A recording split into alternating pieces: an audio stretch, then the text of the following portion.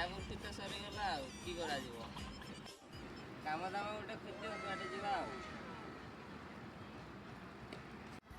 কি কইলে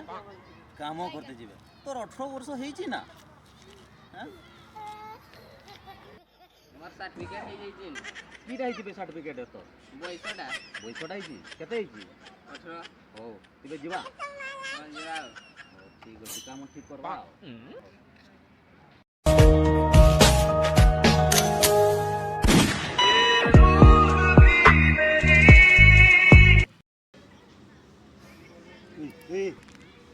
ପିଲାଟା ଯେନ୍ଟା ଏଇନା ଗଲା ନାଇଁ ନା